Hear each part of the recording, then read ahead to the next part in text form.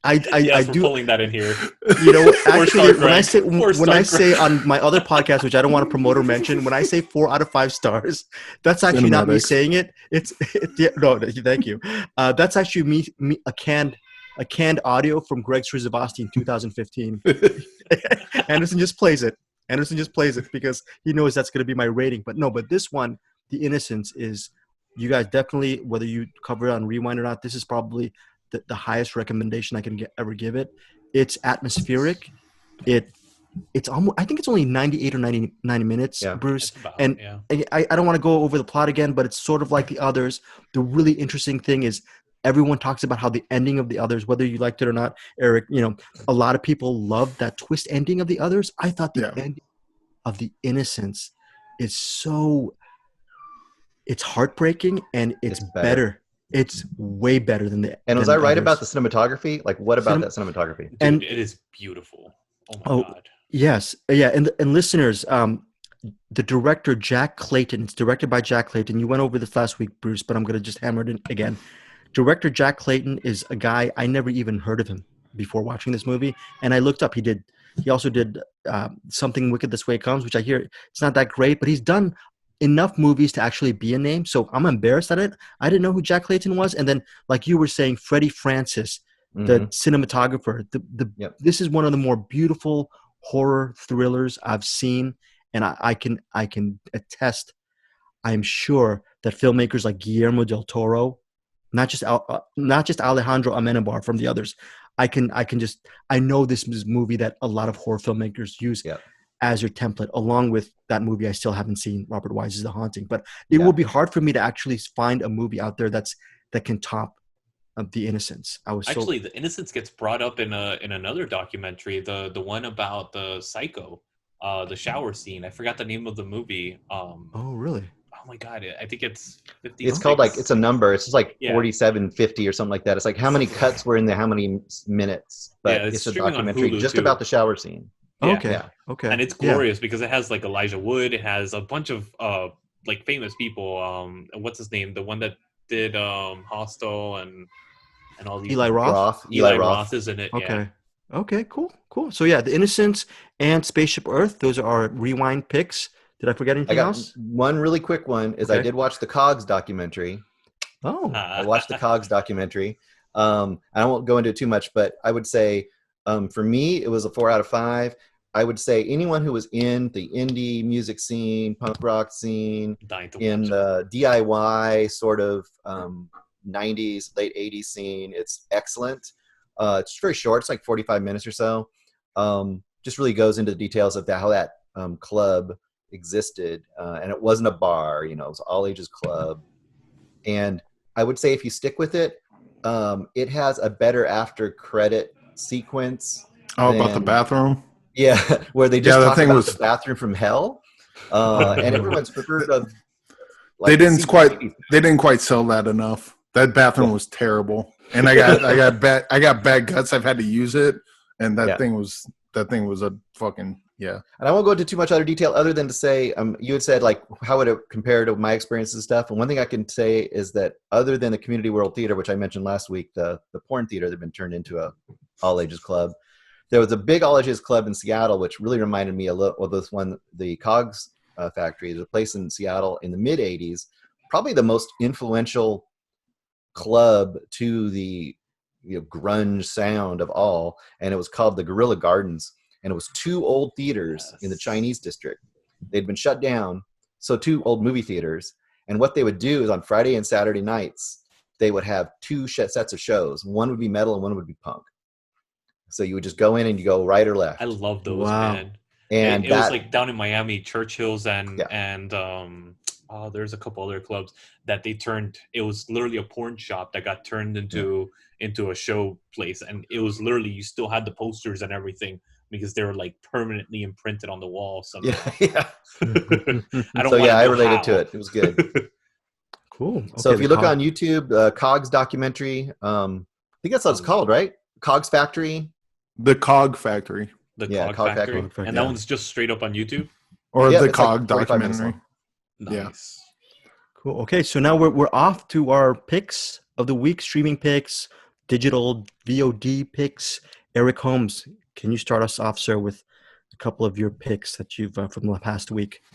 Well, I've done all Brandon Lee this week, and I got 1, 2, 3, 4, 5 and a half of them. Just Five do. and a half. Should I start with the worst or the best? Let's Best. go. Okay. Yeah. I'll go with my favorite. I don't know if this is the best, but this is my favorite. The first Brandon Lee movie I've ever seen, because I grew up in Omaha, Nebraska, and we don't get premieres. We don't get premieres often. But my parents had a friend that worked in radio. And so he was like, hey, kids, there's this movie coming out, and we're going to go watch it. We're like, okay, what is it? I don't know, but we got tickets, so we went. And it was at the Indian Hills Theater, which, by the way, look up Indian Hills. The theater had one of the biggest 4 biggest screens in the world. And this is how awesome Omaha, Nebraska is. It's now a parking lot. They had film history in Omaha, Nebraska, and they tore it down for a parking lot. That's beside the point. So anyway, we went to Indian Hills, and we watched Rapid Fire. And they had like the people asking the questions, giving out the paper where Preview. you mark down. This is a preview, probably. Yeah, I was, this was back in '92. I don't remember how long it came out before the movie did. I'd say a week or so. Was Powers Booth in that? I could be wrong. Yes. Oh. Powers Booth was in it.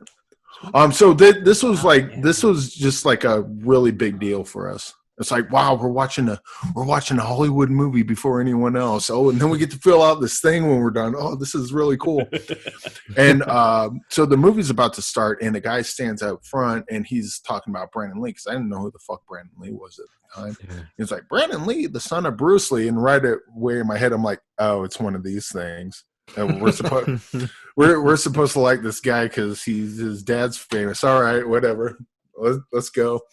And then the movie played, and oh my fucking God, I fell in love with this guy. The action is awesome. The fight, because they do the kung fu stuff, but it's like it's really brutal. Like if you ever seen Unleashed with Jet Li. Yeah. Jet Li's known for doing kung fu and stuff, but in Unleashed, where he takes the neck thing off and it just gets brutal. That's kind of how the Rapid Fire is. And Powers Booth is in it, directed by Dwight H. Little, who's done Mark for Death, Phantom of the Opera with Robert Englund, Dusk Till Dawn series, couple episodes of Agent of S.H.I.E.L.D., X-Files. He's a pretty decent action director, and Rapid Fire is one of my favorite Brandon Lee movies. So that's why I'm going to start it off with that. Was Powers a good guy or a bad guy? I'm thinking a bad guy in that one. He's the guy that, because Brandon Lee's character is framed for a murder that he didn't commit. And Powers Booth is a hard-nosed cop that's going to help him get it through this whole thing. Nice. He always plays the bad guy, though. Yeah, by the way, none of these movies, like the plots aren't really the point. Right. It's the action and Brandon Lee's just charming persona overall, except for maybe one, which is a crow, which we'll get to. But Rapid Fire 1992 by Dwight H. Little, starring Brandon Lee, Powers Booth, and Kickin' Soundtrack by the band Hardline. Hardline. I've never heard of. Have you guys heard of Hardline before? They are best known for their soundtrack in the movie Rapid Fire. But I'm gonna Spotify it after this. That's I'm like gonna give it Explosions in the Sky. Yeah, they gotta. Yeah, right? Well, when we saw the premiere or the whatever you call it, they gave out Hardline singles of Rapid Fire Hardline. And dude, we wore those tapes out. It's pretty much hair metal is what it is. But it's good if you like that sort of thing. I'm really excited to actually. I'm not kidding. I'm going to listen to it after this. So am I. I'm adding it. Yeah. I love my hair metal. Pun intended. So, you want me to do another one, or are we moving on to yeah. You know what? You know what? Before we did another one, you saw 6 of those, all of his stuff, right? Pretty much all of his stuff. Yeah. Do you, after watching it, do you have a deeper appreciation for him? Just rewatching it at this juncture, or does it make it source? Are you even more depressed because you're thinking about all the things he could have done from all that stuff? Because what I get depressed about is same reason I get depressed when I think about Chris Farley. Hearing about the projects that he was supposed to do, like for instance, he was supposed to be in the Matrix. Apparently, when the Wachowskis were first developing the Matrix, Neo was based on Brandon Lee. And then I started thinking of like, don't get me wrong, Matrix is probably one of Keanu Reeves' best performances. Not that it's a high bar to clear, but can you imagine how fantastic the Matrix would be with Brandon Lee? That's just like a whole different movie in my head. And just how funny he was, how charming he was. Like I could see Brandon Lee doing he had a persona, getting into comedies, and actually being legit funny, like kind of like what The Rock's doing now, but good. Because like The Rock's, he's like, come on, The Rock's doing good performances. The Rock's funny, but he's a mountain of a man. Like he's not a real human. Whereas Brandon Lee, he can kind of be an everyman. I mean, he's fucking ripped and everything, but he could be an everyman if he wants. He's got that kind of charm that The Rock does. But I think he sells himself as an actual human better than The Rock does, because The Rock is a superhero. I mean, no matter how much he tries to hide it, except maybe in, what was it, Be Cool? Was he in that? Yeah, he was in Be Cool. He was in Be Cool. Yeah. Go ahead. Oh, I was gonna say we can rotate with you with Bruce Lee. Before we get to Lewis for your couple of picks, I wanted to actually mention. You mentioned Chris Farley. I don't think I mentioned this before. This is my. We should just do a Greg name dropping segment. I'm gonna do my name dropping segment right now for Movie Mainline. Can we, Bruce? Can you have your son do like a little the interstitial music here? A name drop? Yeah. He'll do a name drop for you. Yeah, it's Greg's name drop. So, oh shit! I dropped that name. Chris Farley. I feel so bad. We interviewed him. I think what was the one that he did with Black Sheep or something with Black Sheep was great. Yeah. Okay. So it was at that junket, and he came into the Four Seasons Hotel, and he starts stumbling over the table, and then the cabinet. There's a cabinet. He hits his head in the cabinet, and then he starts almost messing things up with us. And I regret back in the day. I don't know when that was released. I'm thinking maybe early 90s, right? It's 92, 91, maybe. I was too cool for school for that moment. I just thought, oh, here's another canned bit from Chris Farley. And years later, because you know why? Everyone else, I'm not going to blame everyone else at the table, but a lot of the people at that radio table were just as hoity-toity as me in my early 20s. Now, getting closer to 50, I realized, to your point, thanks, Louis. To your point, Eric, I should have really enjoyed that moment with Chris Farley. And you know what? He actually hit his head. He did some physical comedy that took a toll on him just for that little bit. And he bled for you, and you're crossing your fingers or crossing your arms. Yeah. Not good enough. I'm a punk now, but I was such a punk then. Horrible. So I to your point with Brandon Lee, I always wondered about if Chris Farley was still alive. Can you imagine the level of just great straight up physical comedies?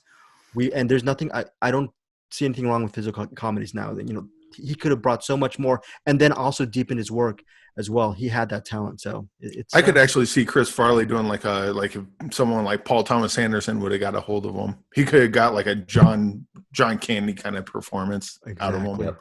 You'd have to rein him in a lot, but you could have got something like that. You had to put a leash on him for that. Yeah. A shot caller. No drugs for you.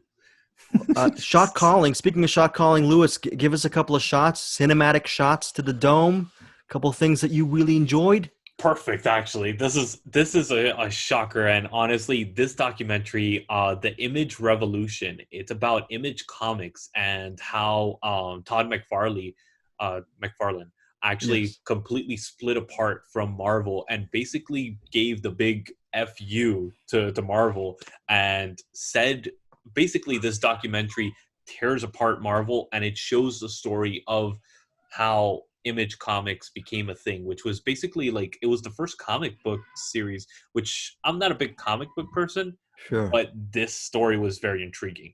And it kind of shows how the artist revolution basically saying, no, I'm not going to allow you guys to benefit from my art, my intellectual property and all that stuff anymore. And that's what Image Comic was. It was the answer to the artist. It was the saying, no, we're going to take back the medium and we're going to make these characters for us and we're going to own the rights to them and we're going to be this. Because this documentary goes dark into Stan Lee. And I'm so happy that they finally tore apart the man that's become this huge icon. When he passed away, everybody's like, oh my God, poor Stan Lee, poor Stan Lee. And it's like, yo, this guy was a businessman that tore apart how many industry professionals and how much did he steal from people and all that stuff. Don't hold him up as an idol because it's never gonna stay up there. Like this, he's a businessman first. What businessman can you hold up as an idol in any way or form? They always have some really dark secrets. So I've always waited for a documentary to finally take out the stick up their ass and actually say, we're going to actually talk shit about this legend, quote unquote. And they really do.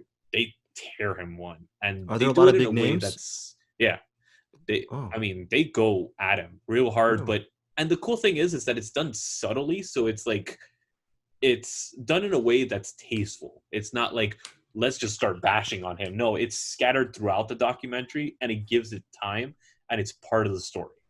And there's a reason for it. It's not just out of left field. I wonder. It's a good one. I wonder if Image Comics. I've been in. I don't know if you guys are huge comic book fans. I used to be. I've come in and out of being a huge comic book fan. So I used to have a collection, then I sell it, and I do all these weird things about it. I remember Image Comics was so huge back in the day. People would buy so many of these variants and just the artwork. Man. I wonder if Image Comics at its height ever became.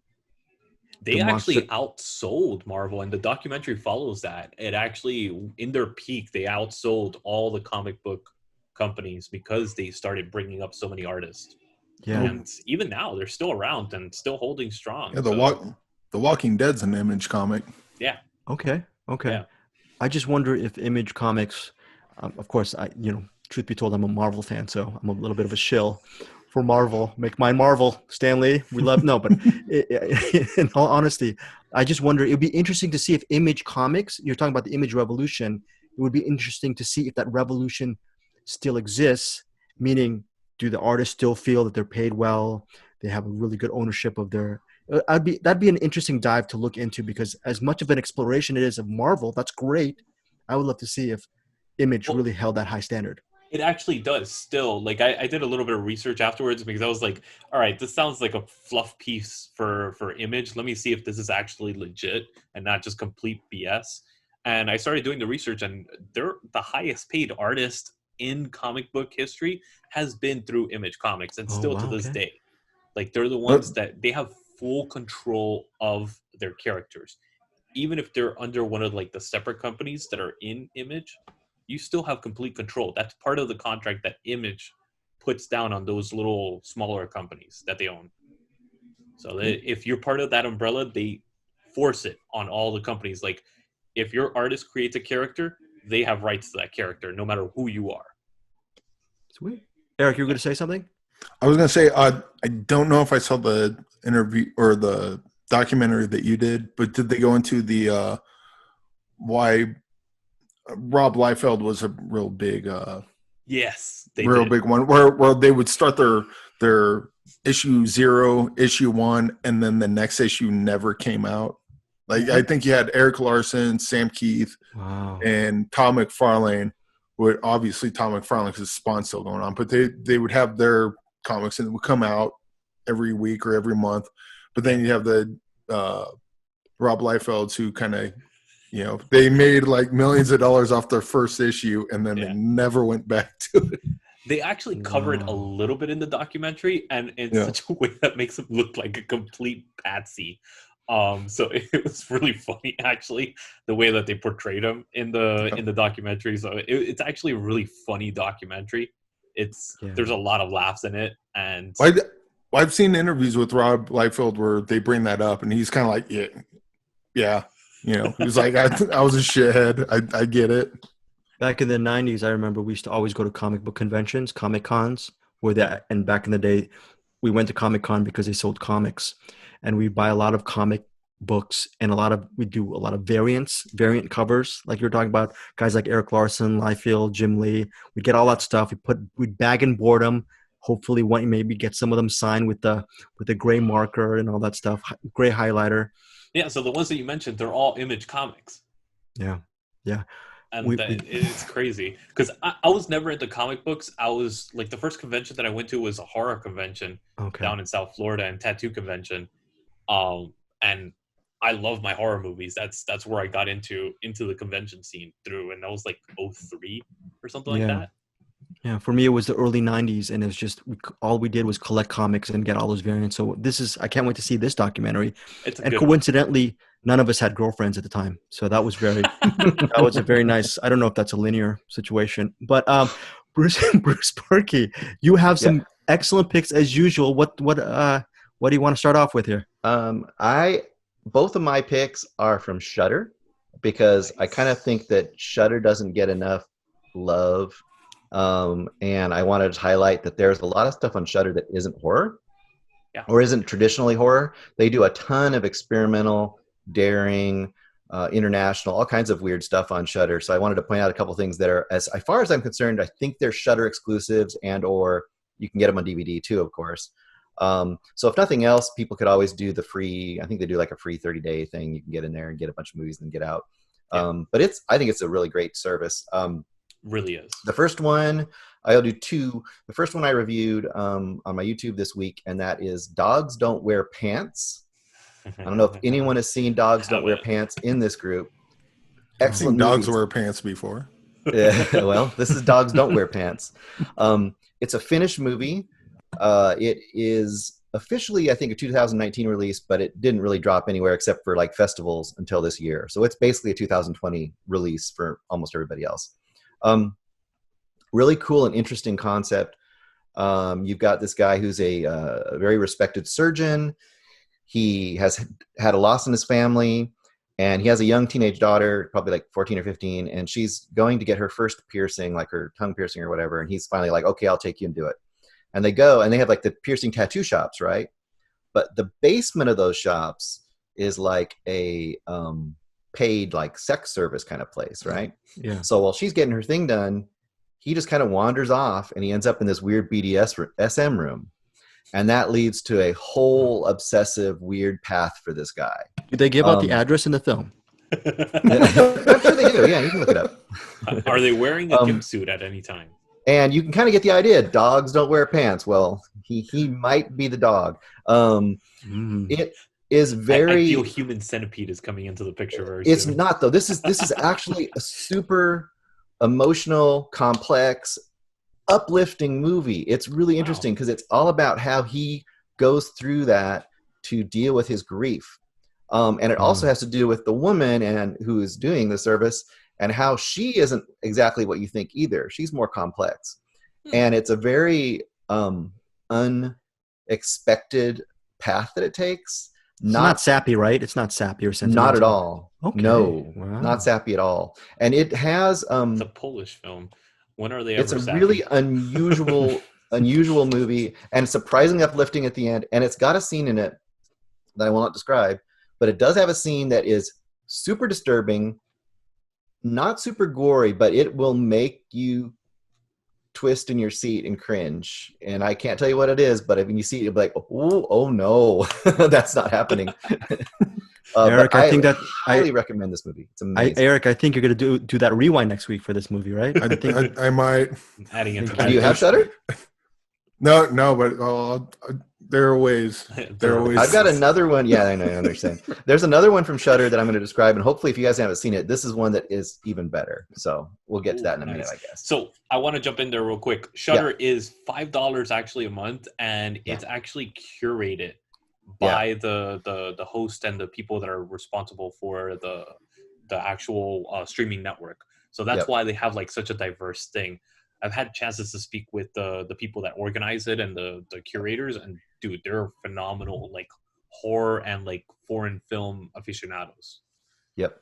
And listeners, if you want to get, I just laughed at my own joke. I said, listeners, if you want to actually subscribe to Shudder, we have an affiliate link right down below. We'll get a little bit of a cut. It all goes to a good cause. Me getting a date. But no, I can't. $5. I had no idea it was. Oh yeah. Wow. That sounds like a very good deal, and it seems like they have an extensive library too. So. And they have Joe Bob Briggs. If anything else, it's just worth that. Wow. New stuff from him. Yeah. Yeah. Eric Holmes, Brandon Lee. Let's get back to him. What's your next one? We will skip right along to 1991 film by Mark L. Lester, who directed Class of 1984, 1999, Firestarter, Commando, and a little movie with Brandon Lee and Dolph Lundgren. Yep. Showdown in Little Tokyo. Yes. And Tia Carrera. And Tia Carrera, yes. Before you start, Eric, I want to say this, and this doesn't put me in good stead with anybody. We can cut it out if we need to. Never seen just it. please, actually just put it at the front of the show so I can just be immediately kicked out from the whole group because this is horrible. I have never, the only thing I remember from, I think you guys know where I'm going. The only thing I remember from that movie is I think it was a naked or half-naked woman, and they're eating sushi off of her remember that. body. I remember that. That was when they walk in the bar. I remember it being a good movie. They had good chemistry, but I just could not get, and I obviously haven't matured. I still can't get that image of the half-naked woman with the sushi. That was just my virgin eyes. Right. So anyways, I just wanted to throw that in. Please cut me out. That was horrible. This is a buddy cop movie. Dolph Lundgren is very steeped into Asian culture. Brandon Lee, being an Asian person, it's like, I never bothered with that. So that's kind of their dynamic. And they hate each other until, I'm going to tell the chief to get you another partner. It's like, maybe not. I kind of like you, even though you're a dickhead. And then they're trying to, Dolph Lundgren's trying to find the guy that killed his parents when he was a kid. And it's this movie is not long at all, like 70 minutes, I think, like an hour and 10 minutes. It's really funny. Brandon Lee has one of the best lines in any of his movies. They're at Dolph Lundgren's house, and then he's like, this is kind of the asshole Dolph Lundgren is. He's like, wow, this is a really nice house. I built it myself. Like, Yeah. he's such a tough guy.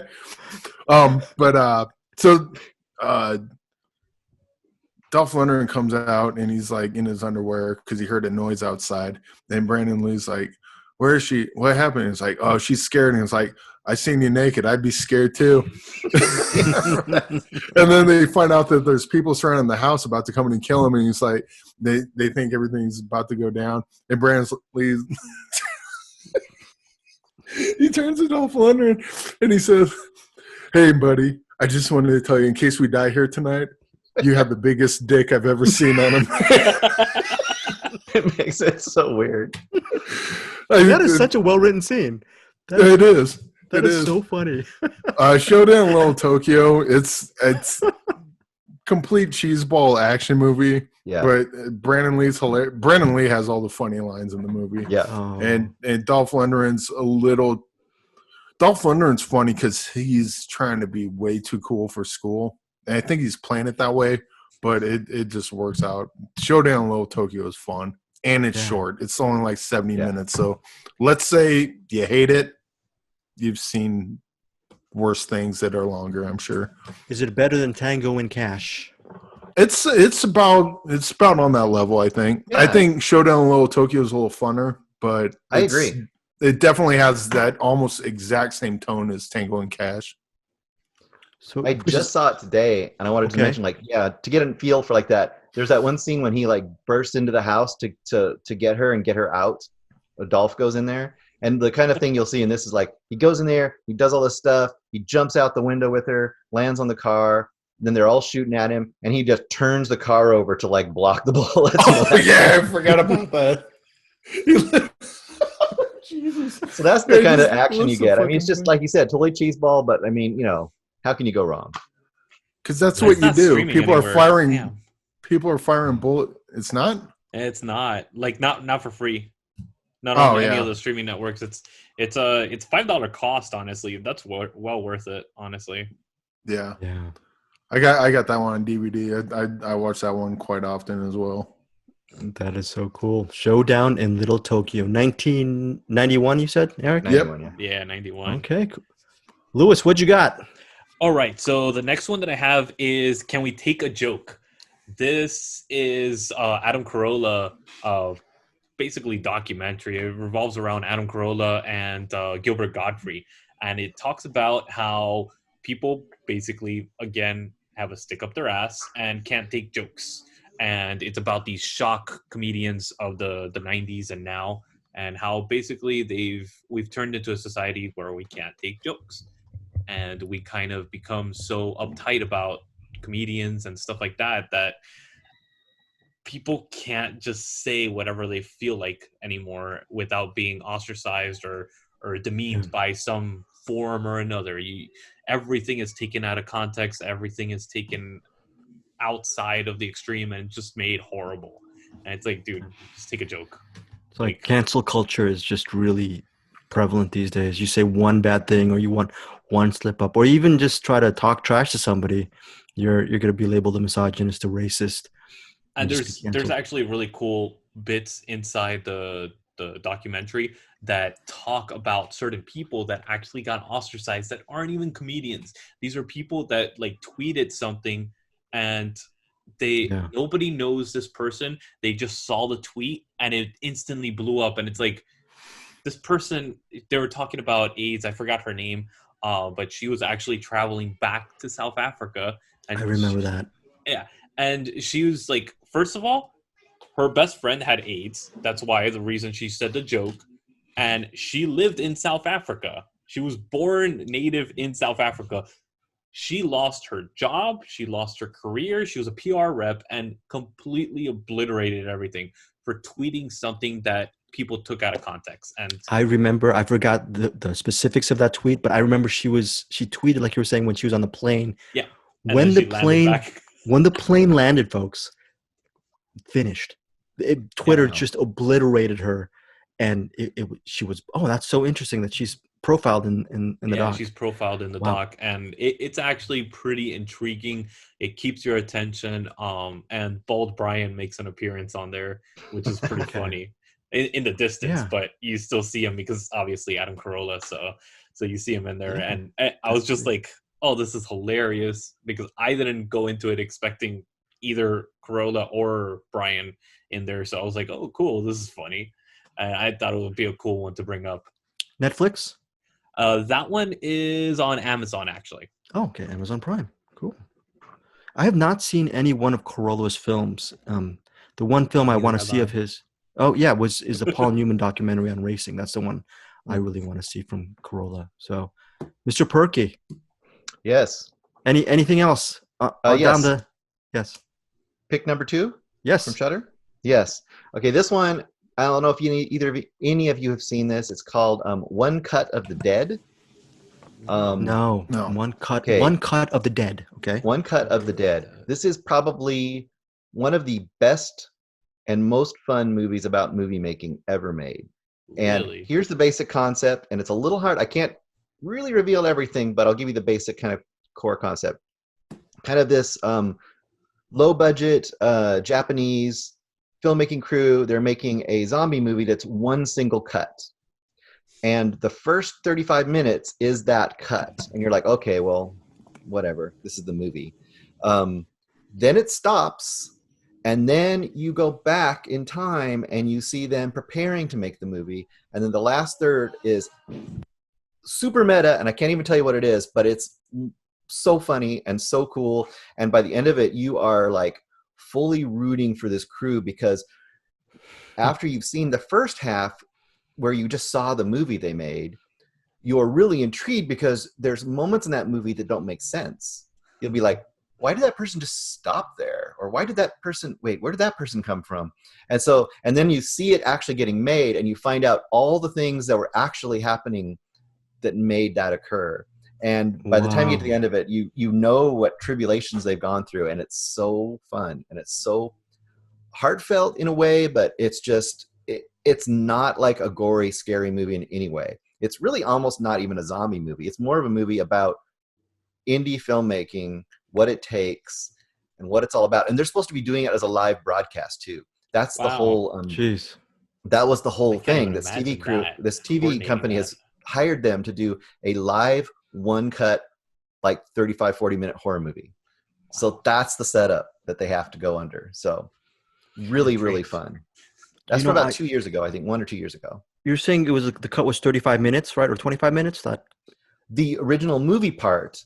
And then the movie switches, and you start getting into like what led to that. And it becomes a meta on a meta on a meta. That's so cool. I can't even describe what it is until you've seen it.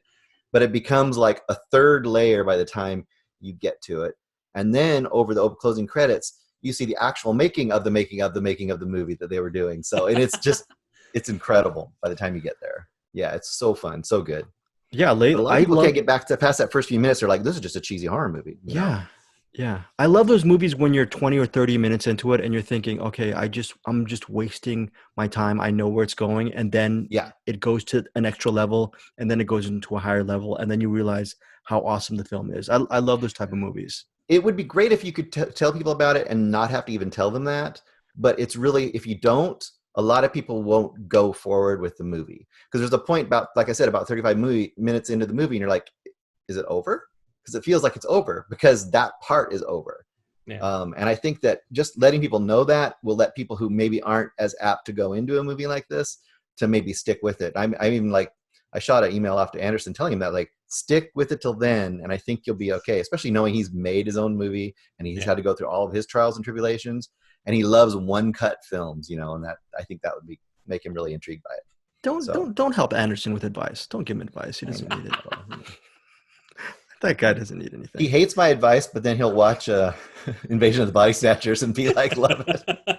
No, he loves your advice. He knows. One of the reasons why this is like an inside baseball stuff, but the reason why it's Anderson loves your stuff is because he knows you're right, and then the fact that you picked it before he did, I'm sure it probably sticks in his craw. Because we all knew that Invasion of the Body Snatchers is a great film. Speaking of which, my top pick as far as this week goes is a movie that probably only me and several other people have seen. Okay, and I really wanted to spot. I mean, I could have chosen Capone, but everyone's gonna watch Capone. Everyone's gonna have their opinions on Capone, but I loved it. It reminds me of Brian De Palma at his best. It's a great film. I think most of you guys will probably not like it. Maybe next week we can talk about Capone and what you guys thought of the film. My pick is a very quiet movie. It's called Driveways. It's on VOD right now. And one of the reasons why no one's going to watch this is because it seems like a very slow-moving drama. And I'm not selling it. It really is. But it centers on this Asian American single mom played by Hong Chow. We all know Hong Chow from Downsizing. She received that Oscar, I believe, nomination, supporting actress. So she takes her 8-year-old kid to New York, and they're cleaning the house of her sister, who has recently passed.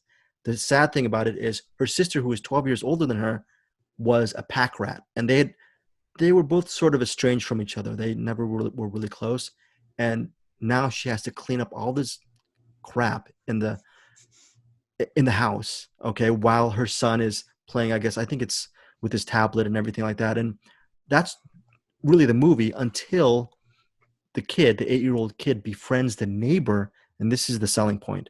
The neighbor his name is Del, D-E-L, played by Brian Dennehy, the late Brian Dennehy. And I'm sure each one of you guys has a Brian Dennehy film. I mean, even if it's FX or Silverado, we all have Brian Dennehy. We could do an entire episode on Brian friggin' Dennehy, who I believe passed earlier this year. Yeah, he plays the retired Korean veteran Del, and it's about the friendship of Del and the kid, and that's all it is. You just see this drama as they slowly bond. And what's great about this, the director Andrew On, like you were talking, Bruce, with what was Dogs Don't Wear Pants. It's not a sappy or sentimental film. The conversations it's just really a beautiful film. The only time it goes a little bit overboard is for effect, is when Brian Dennehy has a monologue about life, which he gives to the kid. And that Dennehy monologue, I'm not going to tell you when it happens, but it's a game changer, especially if you appreciate Brian Dennehy as an actor. Driveways is highly recommended just for that monologue and for his performance. What year do you say it was? It just came out on video on demand, VOD, on May 7th, and it's out via Samuel Goldwyn Films. It is a slow-moving film, but it's not boring because you're invested in their lives. And I mean, even this director, Andrew Ahn, he makes a garage sale interesting because you actually you like these people, and you like the kid, Lucas J. Great young actor. You don't really feel he's acting, but the conversations between Brian Dennehy and Lucas J., 8-year-old kid, and the Dell, the retired Korean war vet, it's fantastic. So that is my pick. Definitely, guys. Hopefully down the rewinds, you'll track down Driveways. So Driveways is actually available to buy on Amazon for $8.99 and then rental $3.99. So it's worth buying it at that point. Wow. Okay. Speaking of other Driveways, Brandon Lee. You have some more Brandon Lee stuff, Eric Holmes. Bring it. What? Oh, got it. All right, we're good.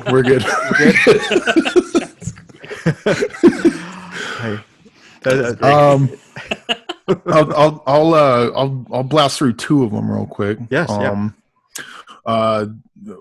First one I want to go through because I don't want to spend a lot of time on it is a 1989 movie by B.J. Davis, who's a stuntman. This one has Brandon Lee and Ernest Borgnine, and it's called Laser Mission.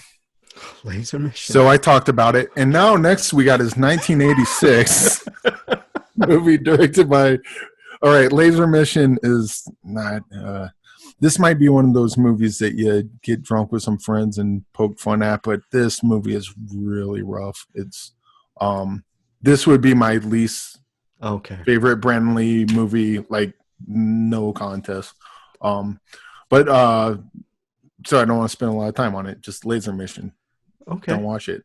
But we Ernest do have Ernest Borgnine. Any good in it? The rest in peace. He has a this Irish accent that kind of turns into a not Irish accent. That kind of turns into an Irish-ish accent. He doesn't have a brogue. He has a bro. Yeah. It's weird that it's directed by the stuntman because, like, even the stunts are kind of not great. You would think, like John Wick's directed by a stuntman. Say what you will about the movie, the stunts and the action is awesome. Yeah. It makes sense because the stuntman did it. This one's it's a movie. It's 100% a movie. It's 100. Eric Holmes, you know what you should do? You should actually purchase a Blu-ray copy of John Wick and send it to the aforementioned director of that film and ask him, so what do you think? You think this is a good one? That'd be too much of a dick. If I can say anything about B.J. Davis is that he was smart enough to put Ernest Borgnine and Brandon Lee in a movie. That's cool. And he has a glorious name. Well, I don't think he didn't really direct a lot of movies. So I'm even going to give him a pass in that, sometimes it's not your thing, You try it. At least you try it. Hey, yeah, exactly. So I'm going to give him that. Like, hey, try playing the trombone. I suck at it. I was like, well, give it a shot.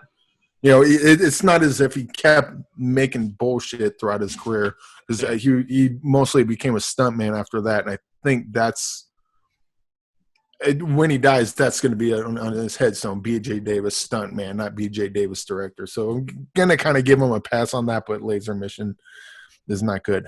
How are the lasers? Are the lasers at least fun to watch? Are there lasers? It's got a cool theme song. What's the name? Lasers. Man and there man, we got a man and there man. Like straight to TV type of music and all that. Yeah. I'm going to post that song on the. I should. I'm glad you had me stay, on Laser Mission for a little bit longer because that theme song is. They play that theme song throughout the whole damn thing. I hope. We just lost the Laser Mission Facebook group, so they're not going to be listening to our podcast anymore. Oh, that's too bad. But we did gain the Hardline Facebook group, so I can't wait to. And hopefully we pick up the Legacy of Rage Facebook group because of the two lesser known Brandon Lee movies. This one came out in 1986. This one's actually pretty good, and it's directed by Ronnie Yu, who did Freddy vs. Jason, Bride of Chucky. Yeah. It's not his first movie, but it's pretty early. It is Brandon Lee's first movie, save for the one I'll bring up last. But this one is they're speaking a foreign language. It's I think it's Indonesian, okay. But there's a couple action spots here and there. They're kind of rough, but for the most part, this is a really tight movie. If you like John Woo movies, this movie apes John Woo like nothing. Like instead of doves, there's a part where he goes in a chicken coop and they knock it around. There's chickens flying everywhere. The story is a little overly convoluted, but it's basically Brandon Lee's with his buddy, and his buddy's being followed by a dirty cop, and the dirty cop shoots his buddy, and Brandon Lee shoots the cop. And Brandon Lee goes to jail because he didn't know it was a cop. And while he's in jail, his buddy, he gets shot. He gets healed up. And he's like, don't worry, I'm going to take care of your girl while you're in jail. He's like, thanks, man. And by taking care of his girl, it apparently means he's going to rape her and try to kill her. And so Brandon Lee gets out of jail, and he's like, you're a fucking dead man. And so that's kind of the story. But as far as the action goes, there's a little buddy that he makes friends with in jail. That when they go out to go on their big action mission, he's like the guy in an action movie that would normally be the nerd. Like, you're so strong and you can shoot. But he actually puts on a headband and he's like, I'm fucking ride or die, bitch. Let's go fucking shoot some shit out of people. Legacy of Rage, that was the one that I hadn't seen before, and I'm glad I did. It's not his best movie, but it's definitely a fun movie and worth watching. I think that one's on Amazon. Okay. And cool. they have the version. I found it on Amazon late, but the version I found was the overdub version. I'd probably watch it in its foreign language and read the subtitles, or not. It doesn't matter. You're watching it for the action, so it doesn't really matter. But Legacy of Rage, definitely worth it. Laser Mission. Watch the song on YouTube. It's a pretty cool song on YouTube. It's glorious. Okay, Lewis, you got one more topper for us? I'm actually gonna merge two together. It is actually Becoming, which is on Netflix, and Hillary, that's on Hulu. Both are political. Becoming is actually the story about Michelle Obama, and Hillary is obviously Hillary Clinton. And both are actually pretty intriguing. I thought they were going to be puff pieces because I'm not a fan of either one per se. But I was like, oh, this is actually intriguing. It's actually cool how they go into the history of certain things and all that stuff. The Becoming gets a little, they play the race card a couple times, and I'm like, really? You're going to do that? You're really going to go for the lowest common denominator? So that one's a little, it's more puff piece-ish. Hillary, it's actually intriguing. I found that one a little bit more fascinating, especially if you're a history buff. I definitely recommend both of these. Becoming is on Netflix and Hillary on Hulu. Cool. Yeah. I'm going to add one more thing before I get to you, Bruce. I wanted to ask you three, I have not seen Fantastic Four. And which one? The one that Josh Trank directed. Here's the reason why. Fan Four Stick? No. Okay, because I just talked to Capone director Josh Trank this afternoon, and the question I asked him is, after watching Capone, now I really want to go watch Fantastic Four because it got really beat up in the press. Yeah. and I wanted to ask him, should I watch it? Will I see anything? Does it stand up, or is it underrated? And my question to you guys is there anything good, truthfully, from watching? Should I see Fantastic Four? Turn your brain off movie. Yeah. It's a turn your brain off movie. It's definitely a broken movie. Yeah. There, because you can tell that there's I don't know if you saw. Have you seen Chronicle? I love Chronicle. I think we talked. Yeah, you did that one. So you can kind of see there were ideas trying to get out. It's not a Fantastic Four movie. Like, as far as the comics, it's not a. I mean, it is. It's based on those characters, but that's not. He was trying to do something different with it, and I'm sure it could have worked, but it's almost like they tried to. I think he was trying to emulate the Power Rangers movie that came out recently. I get the sense that there were two different movies being made. Yeah. There was the movie that Josh Trank was trying to make, and then they threw in little bits. They threw in little studio notes, and together those two go like oil and water, and it just does not work. It definitely felt like committee got involved, or cuts were done, or they took a couple things and jammed them together. It definitely feels like lots of it's incomplete. There'll be jumps when you're like, and I think there's a lot of reshoots in that movie, if I remember correctly. There was. Yeah. So it just feels like if you've ever seen the Justice League movie they made, same sort of thing. With Joss coming over, yeah. Yeah, it's just, you can tell when you watch it that it's not a complete vision. And I don't know how much that studio involvement, how much they changed things. But I definitely wouldn't put it on the director necessarily. You can feel that it's one of those movies that got out of the hands of some of the people involved. If you watch the Justice League, the extended one, it's actually well worth it. You actually get like all those things. It feels more complete. The other one is atrocious. Like, I literally tore that shit a new asshole because it was that bad. But with the what do you call it, the actual extended edition, it's actually well worth it. Passable? It's well worth it. So it's I would put it probably like a 3 out of 5. Okay. It's worth it if it's streaming. I wouldn't go out and buy it. That type of thing. But it's worth a watch. Yeah, Trank said, Eric, what you were saying and what all you guys were saying, he said the same thing. He said he doesn't feel, he actually watched some of the reshoots because he wanted to be a team player. There were times when he was on the set and they were shooting and he was not directing it. Yeah. And what blew my mind, because I don't know much about the Fantastic Four coverage, I just a very cursory level. I had no idea his original composer for Fantastic Four was Philip Glass. Ooh. Oh, wow. So can you imagine Philip friggin' Glass? They had a cut, and the studio, the powers that be, they listened to it, and they didn't think that would be a Fantastic Four film. And when he said that, I go, wow, that's a great friggin' choice. Philip friggin' Glass.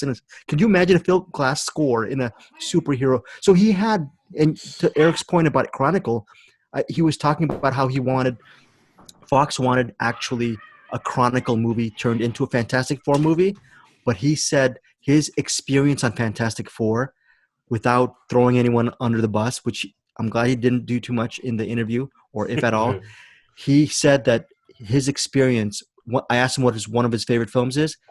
He mentioned Barton Fink. Nice. And he said because he's seen that movie. He said he's seen that movie 100 times, but once he started working in Hollywood, his experience in Fantastic Four absolutely reminded him the journey that John Turturro's character was going with Barton Fink. Yeah, in Barton Fink. So I just thought that was really, really interesting about, so I'm going to eventually try to watch it. But he said it's basically a bunch of a hodgepodge of different influences for that movie. You really can tell. But it's worth a watch. I would put it the same way as Justice League, the extended. It's a 3 out of 5. If it's streaming somewhere, watch it. But I wouldn't go out of your way to get it. Eric, I would say I'm really looking forward to watching Capone because I heard what the story was and it sounds interesting. It's about him going nuts, with the whatever disease he had. I'm just glad that Josh Trank, Fantastic Four isn't good. If you're going to watch it, it's more of a curiosity. Like, just watch it as this is a thing that happens sometimes, but not something that, this is going to be my favorite movie. It's not going to be that. But I am glad that Josh Trank got away from that because he seems like, and I don't know because I've only seen one other movie of his, which was Chronicle. he seems like he would be an interesting filmmaker that had Fantastic Four stuck. Then he would have made Fantastic Four 2 and 3. Then he would have made a Star Wars. Then he would have made a Jurassic Park. Then he would have made a blah, blah, blah. Then he would have made a Who Gives a Shit. And then he would have made some other disposable shit. Yeah. I get the feeling that Josh Trank is not someone, and I could be way off, but I get the sense that he's not someone that needs to waste his time with comic book movies. Yeah, and right. Save that for the Jon Favreaus of the world and the J.J. Abrams of the world, because they don't really have a lot to say. They're good filmmakers, but they don't have a lot of interesting ideas. They're good, they're like the Steven Spielbergs. They make good, entertaining movies. Popcorn movies. Yeah. But they're not like David Lynch. If David Lynch does a comic book movie, you're missing out on a David Lynch movie. Yeah. We just lost our subscriber our sponsorship, Disney Plus sponsorship. But I don't care. I don't care. We're all about Shudder, film movement. We're here. We're all about the indie stuff. Okay, so I'm okay with that. We're gonna close with Bruce Purkey. Final pick, Bruce Purkey, for you. I'm not going to even hardly review them. There are two other things that you could definitely check out on Shudder if you go in there quick. One is, and I know you like it a lot as well, Greg, and that's Tigers Are Not Afraid. Beautiful, magical realism. I never heard of Tigers Are Not Afraid. Never heard of it. Beautiful movie. And also the wonderful and spectacularly insane Mandy. It's also an exclusive.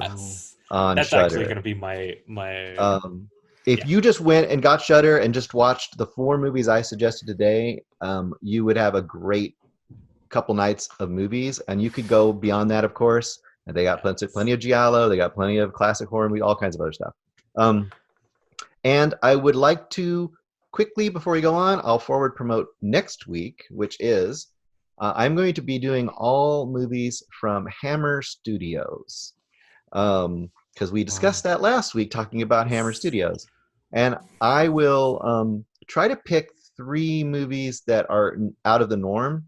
Because, everyone knows they did their Dracula and they did their Frankenstein movies and stuff. And I will forward promote one that I'm going to for sure watch, or actually have watched already. I'm going to for sure talk about, and then I'll pick a couple others. But I am going to be talking about The Nanny from 1965, starring Bette Davis. And this is post Baby Jane, Bette Davis, playing in a post Psycho sort of movie. So if you look up The Nanny with Bette Davis from Hammer Studios, and have you ever purchased any of the Hammer DVDs, like their special exclusives? You mean like that is, yes. I love Quatermass in the Pit, dude. Which might also be talked about. Quatermass in the Pit. The Nanny, as a co-star, a neighbor, the boy that she's the nanny of, he keeps going upstairs in that movie, and we'll talk about it later, but I'm just telling this to you, Greg. The young teenage girl that he visits upstairs is an older version of the girl who played Flora in The Innocents. Oh, very cool. So that's a little connect for you. So look forward to some Hammer movies next week. There are plenty of them. And I would say probably the most influential horror studio for all modern horror post-60s. What you got there? What do you have there, Mr. Eric Holmes? What is that? We got Brides of Dracula, Curse of the Werewolf, Phantom of the Opera, Paranoia, The Kiss of the Vampire, Nightmare Night Creatures, The Evil Frankenstein. Kiss of the Vampires. I freaking love that movie. All right, guys. That's what I got for you. That is cool. Eric Holmes, before we go, any kind of plug for physical media? Or any kind of go out and when you can, something to promote physical media or DVDs or Blu-rays. Yes, because save the copy time. Yes, well, I do have one, and it was Brandon Lee's first movie. It was an uncredited role, and the movie's called Crime Killer from 1985. Wow. Directed by George Pan Andreas, and I did not see this movie because I cannot find this movie, and I found a VHS copy of it on Amazon for $120. As far as I can tell, it's not streaming. It's not on YouTube. You can find one clip of a guy doing a backflip on a pole. And they have another, they took a little quick 2-minute fight scene and added farts in it. I think Brandon Lee's only in it at the beginning, but I wouldn't know because I cannot find this movie. But now I'm intrigued. This is my new white whale I'm going to go looking for. Can you imagine that there is a niche group of people out there who collect Blu-rays and DVDs? Louis, you're one of them. I know, and Eric, you collect, and Bruce, you've collected over the years. But there has to be some kind of niche group where a big part of what they do is they buy Best Buy steelbooks, Yep, and all types of DVDs and Blu-rays, and they're stocking up like there's going to be an atomic bomb or super COVID. One day, that person, he or she, or maybe they're going to open it and they're just going to have stacks of just sealed discs that they're going to sell for $100, just like that VHS tape 20 years from now, because most people were doing is, I love streaming picks. This is what we do at Movie Mainline, but I think there has to be, if I start having extra capital, I have here Tigers Are Not Afraid. I'm going to open it because I'm a movie fan, but if I was an avid collector, this is a freaking steelbook. I'm going to just store it because there's going to come a day where all these companies, they're just going to go out of business. Twilight Time, I've never had a Twilight Time DVD, but I think they were a pretty popular DVD distributor. They just folded recently, and can you imagine? They actually had a clearance sale on their website that they're clearing out a bunch. I got like 5 or 6 DVDs from them. I was like, yes. Okay, so Louis, you're actually one of those niche people who have that vault of okay. I have like 5 or 6 briefcases full of like the binders full of DVDs in there. Wow, and you just some of them you don't open? No, they're all opened because I watch them. I'm not one of those. I can't keep something in a container. No, that's just not going to happen. That is awesome. Ever. But actual physical media, I'm actually going to go back to something Bruce brought up. It's a Legion M film, which I don't know if any of you know what Legion M is. Yeah. They are phenomenal. Mandy. If you ever want to be part of the industry, they are one of those that you definitely should get into. I'm a member of them, and I definitely promote them all the time. We do the premieres. We did actually Mandy. So I have like a little button and the steel buttons and all that stuff from them. And we actually hosted one of the premieres, and they actually let you host premieres as part of the package and stuff like that. And one of the ones that we did as well was a memorial, The Origins of Alien.